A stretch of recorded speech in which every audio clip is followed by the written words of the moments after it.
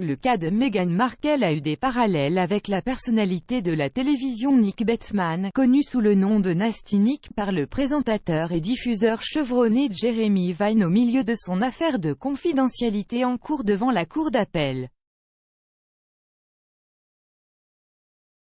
Le journaliste de BBC Radio 2 Vine s'est rendu sur Twitter pour comparer le candidat de la première série de Big Brother et de la duchesse de Sussex à la façon dont leur comportement est perçu par le public.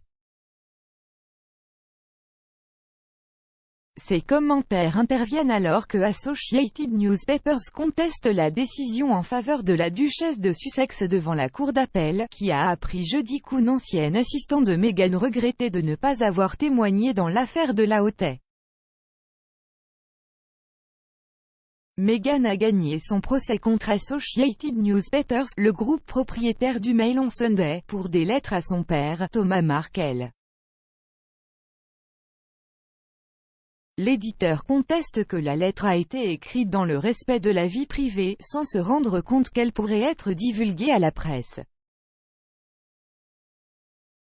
Monsieur Vine, à la suite de l'actualité, a publié un article sur la duchesse et l'une des toutes premières stars de la télé-réalité.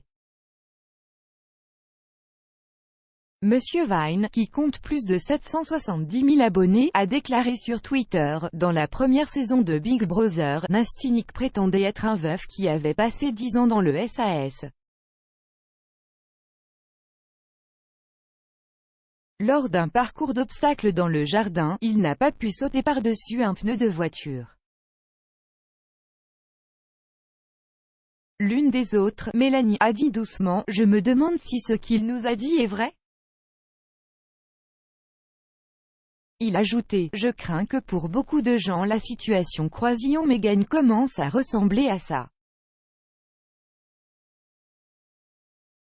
Mercredi, des excuses ont été présentées dans une déclaration de la duchesse de Sussex au tribunal pour avoir oublié un échange de mails où elle a autorisé son ex-secrétaire aux communications à transmettre des informations aux biographes royaux. Son ex-assistant, Jason Knauf, a déclaré que Meghan avait en fait rédigé la lettre en sachant qu'elle pourrait parvenir à la presse. Meghan, témoignant, a déclaré, « Pour être clair, je ne voulais pas que tout soit publié. »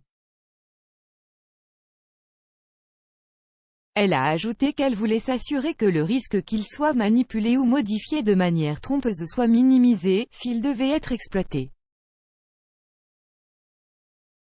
Sa déclaration précisait qu'elle reconnaissait la possibilité que son père divulgue la lettre à la presse, mais doutait que ce soit le cas car cela ne le mettrait pas sous un bon jour. Monsieur Knauf s'était largement tenu à l'écart des procédures judiciaires avant la décision contre Associated Newspapers. L'avocat des Associated Newspapers, Keith Mathison, a déclaré, « Monsieur Knauf était clairement une figure centrale dans les événements qu'il décrit. » Il a ajouté que Monsieur Knauf avait « fait attention à ne pas inclure de preuves de faits dépassant sa connaissance personnelle. »